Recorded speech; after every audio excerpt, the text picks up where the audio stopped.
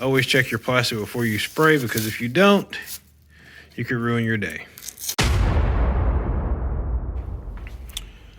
What's going on, guys? So I was in the block back again in the garage with the Mercury Cougar, and the engine bay is done. Looking at my prep work to get ready to get the primer for the Raptor Liner on. You can see I've got plenty of area down here that has been sanded. We did a lot of this prep work off camera, I believe. No, I think it was time lapse actually. So most of the bottom's prepped over that was black. I've got to go in here and prep these inner fenders, prep the fender wells. And I've got some small areas to prep, like up in here and around these areas, and then scuff all this seam sealer up. Just some small, all the small stuff that I couldn't get the DA on. So a bunch of handwork at this point. So what I'm gonna do, instead of shaking the camera all over the place, I try to hand sand all these areas, is I will get it prepped up the rest of the way, and then we'll get ready to put some primer on this thing. I'm gonna do my brake right here. This is engine bay color, back to this line where it was welded together. I'm gonna tape up across here, tape the transmission tunnel separate, and this will be Raptor Liner going back and all engine bay coming forward. So when you're looking at the vehicle from the front, just turn the camera here, everything will look as it should. So that is the plan, and then I think I've got some more taping to do. Yeah, I'm gonna go through and tape up the bottom of the rocker panel, and tape up this inner fender edge of the fender lip all the way around here, like so, and then come down here and tape up along the bottom of the rear quarter all the way here, up across here. So our Raptor will just be all underneath here and not up on the body. Forward. So I think I'm gonna pull off my old plastic here on the bottom because I didn't have good adhesion. So always check your plastic before you spray, because if you don't, you could ruin your day. So check your plastic before you spray, pray before you spray, all that good stuff. Let's get that out of the way. So that's the game plan. I'm gonna get back to work. I'll turn you guys on when it's time to lay some primer, which will look a lot like this.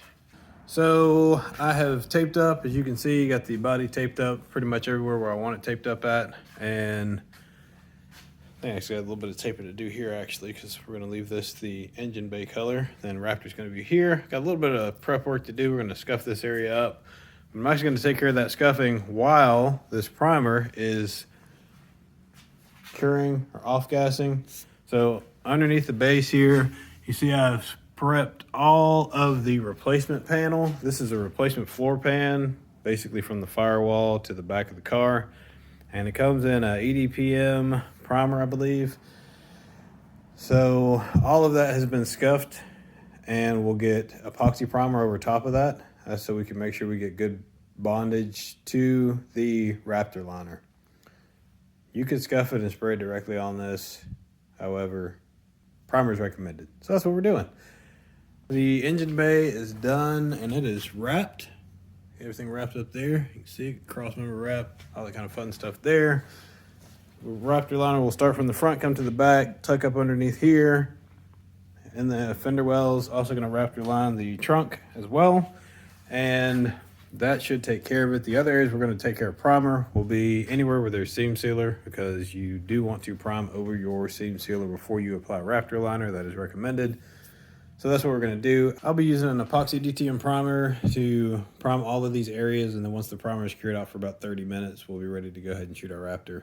There's one area that I did let the owner know about. Back here at the very back, where the metal on the replacement quarter, I think, was rolled in and it revealed a little bit of rust. So I cleaned that up. We're going to make sure we get some epoxy primer there.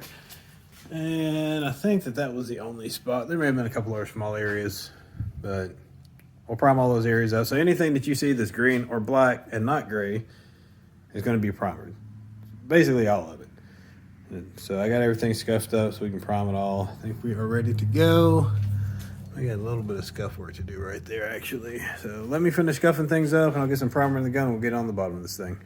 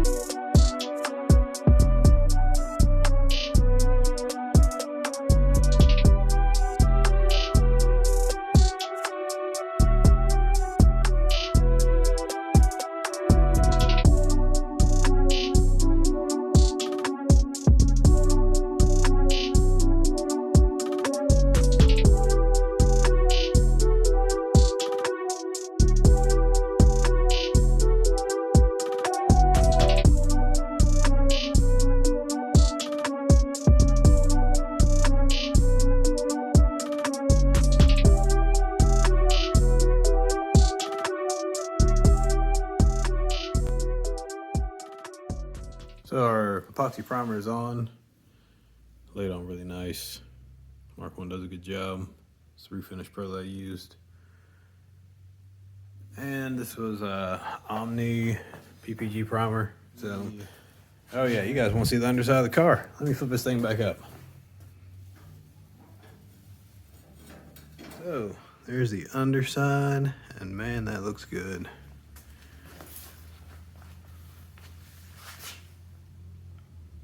Came out super nice. Super nice. Yeah, it came out super nice. Very happy with that way everything came out. I can't complain at all. Cannot complain at all.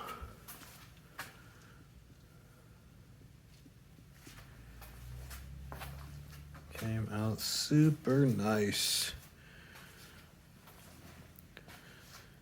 So this is epoxy primer here and there. It's just different colors because I was actually out of gray and I had a quarter black left, so that's why you see the two different colors. But it's all epoxy primer.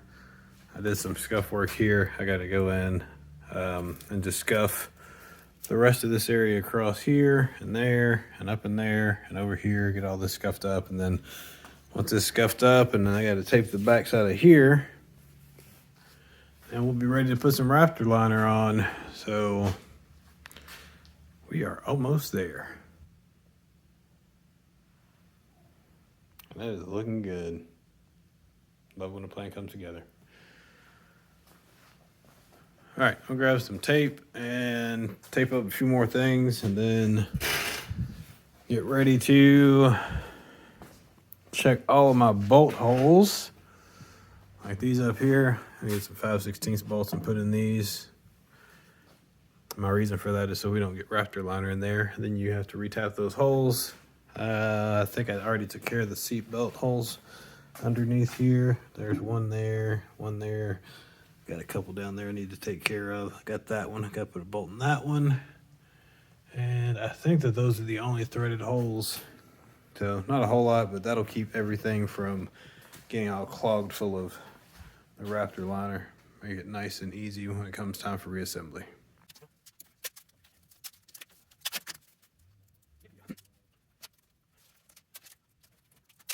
It's time to spray some Raptor Liner. So I got some Raptor Liner down here.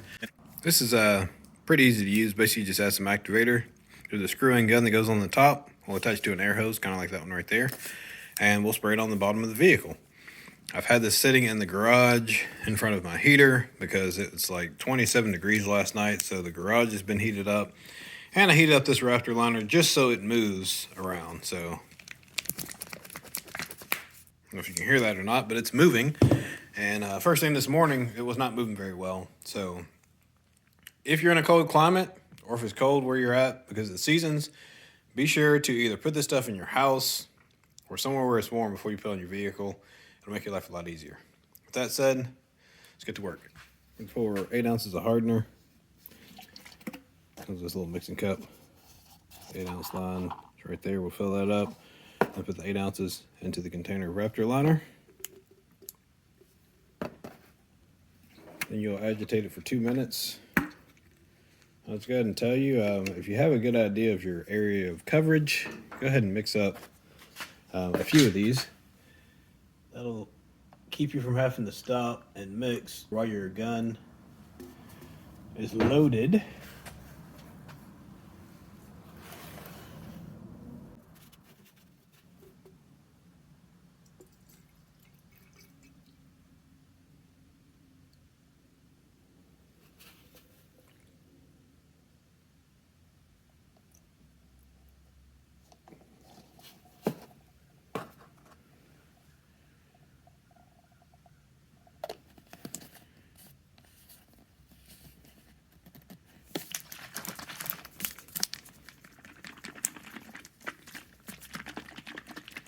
Just flip it over. That gets all your solids down to the activator. Flip it around a couple times. And shake it around for approximately 2 minutes. Make sure your lid's on there tight. You don't want that lid flying off and Raptor flying all over you or all over your shop.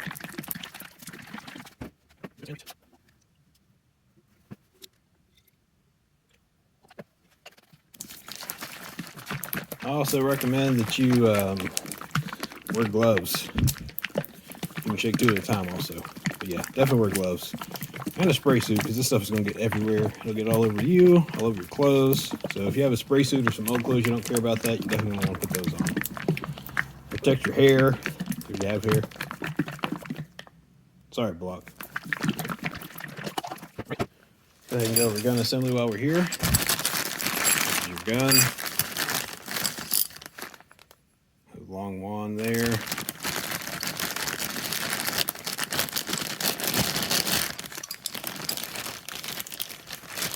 Essentially 3 parts. This is what screws onto your jug, which is here. And you're got a threaded piece that goes into the body of the gun, and then an extension for the wand. I'm sure somebody's like, man, 3 wheels, why are your hands so ashy? So if you're wondering why, you see often when I'm doing paint and body, especially whenever I'm doing paint work, I don't put lotion on my hands when I do this because you don't want any contaminants. One, on the body of your tool, like for instance, you don't want lotion on this or any oil or grease. So wear gloves. I will be wearing gloves, but that's why my hands are so dry, because I don't put anything on them. Just wash them with soap and water, and then they dry out and they look ashy, and I get the question a lot, but that's why. So screw that in the bottom, that one in there. You can tighten down with a wrench if you want to. They usually don't come out. And then you're ready to screw this onto your Raptor liner. So basically you just drop that in there, twist it, and then you're good to go. You will need some sort of air fitting. So I'm going to go grab one, put on here right quick, so I'm ready to go. I did say quick. There we go. I think we're ready. Let's get to spraying. All right, one thing I will mention is be sure to set your regulator or put a gauge on your gun. If you choose to put one there, you can do something like this. If you want to put that on the bottom of your gun, it's totally up to you. I have set my regulator here at the wall, and it is at 70 pounds now, but when I pull the trigger, it drops down to about 55, so I'm running 55 PSI at the gun. Recommendation is 40 to 60, so I just want to point that out. Be sure to regulate your air pressure down. Now this is a separate regulator with a water separator that runs from the opposite side of my shop where my compressor is, which is over there.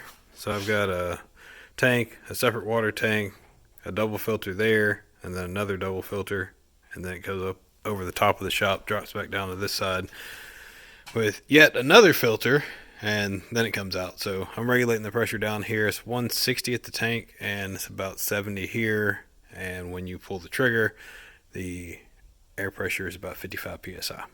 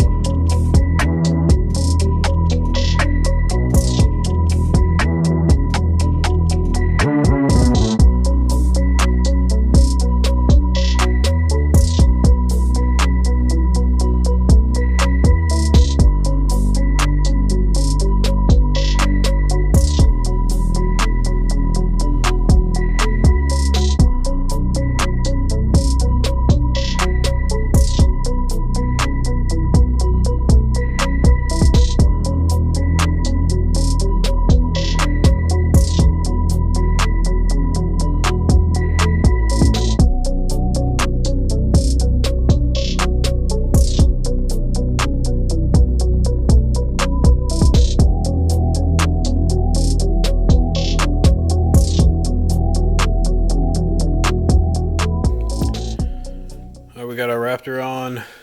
This is coat number 1. Stuff's got to cure up for an hour. Then we got our next coat on. I believe that's right. Keep all these brands straight. Yep. Mix hardener, shake 2 minutes. Allow to dry for 60 minutes, then apply a second coat. So, yep. Let this cure for about an hour. It's probably about another 45 minutes or so. It looks really good. Yeah, she looks good. I mean, look at that, man. That looks really good. I'm happy with the result. I'm happy with the results here. All the way up through there. She does look good.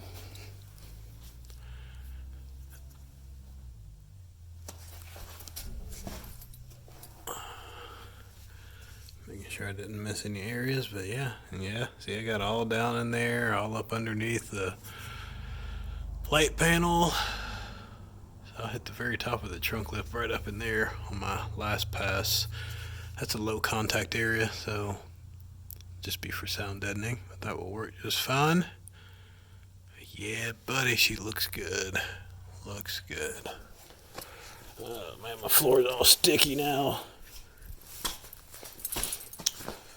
Oh yeah, one little tip for you guys: if you're shooting T-Rex liner in your garage and you've done your body work as far as prep work for your primer, leave your primer dust on the floor. The T-Rex liner won't float up in the air like your other products would. So because of that, you don't have to worry about it getting in your T-Rex liner. But when it falls on the floor and your floor is dusty, you can see all that T-Rex liner right there. You can wipe it right up or sweep it right up. So don't clean your floor, because if you do, yeah, good luck scraping that stuff off. Alright, I'm gonna let this dry and we'll get back on with coat number 2. Oh man, it does look good. So there's your result for the Raptor liner. This is coat number 2. That trunk looks amazing. Down here in the fender wells. Oh yeah, look at that bottom side. Go here and check this front end out. Still got a little bit of drying to do. I'll let this dry for about 24 hours. Say an hour at 70 degrees. It's about 74 degrees in the shop, so I'll have to heat it up just a little bit. But we are doing just fine on temperature. And it looks good. Go ahead and flip the thing up on the side. We'll take a look underneath. Woo-wee. Oh, Lord, I need one of these. I don't need it, but man, this is nice. It's super nice. All right, there we go. Looking up under there, got all the Raptor liner up through here. Yeah, it looks good. Wrapped around there. Wrapped down there. All along the bottom of the chassis, or the bottom of the body. Look at that. So much detail, the camera's struggling. Yeah, that looks good. That looks really good. Oh yeah. Oh yeah. Nice consistent finish everywhere. Inside the fender well. This thing looks better than a new car. Down inside the trunk, you can see all the way up there on the top of the deck lid. We got way up in there. That's where you want it at. Make sure you get everything nice and coated. Same thing on this side. Light struggling a little bit. Everything nice and coated. Went back and hit those little areas up along the bottom of the trunk lip there. All the little alcoves, nooks, and crannies. That's what I'm talking about. That's what I'm talking about. Yeah. Yeah. Looks pretty wild on that rotisserie. This is a very handy tool. And maybe in the future, 3 Wheels and a Block will have one of these. Because, man, this is nice. Super time saver. That makes a big difference right there. Well, that's going to wrap it up for this video. This is the Raptor liner on the 69 Mercury Cougar. Be sure to check out other videos, not only on this car, but on the 77 C10, the 76 Camaro. There's OBS's on the trucks. There's a 67 Chevelle. All kinds of content for you guys. Plus quick tips, tool tips, all that kind of fun stuff. If you guys got any recommendations for videos down below, let me know. Thanks for watching this video. Thanks to all my subscribers out there. Man, I cannot thank you guys enough. I just get notifications and I am flat surprised at how many people like to see what I'm doing. It's actually, it's really cool. So thank you guys very much for hitting that subscribe button, hitting the like button, dropping me a comment to let me know not only that you're watching, but you're paying attention. And that's really cool. I appreciate that very much. You guys help make the channel great. My name's Erwin. This is Three Wheels on a Block, where we're giving back what time is taken away. We'll see you soon.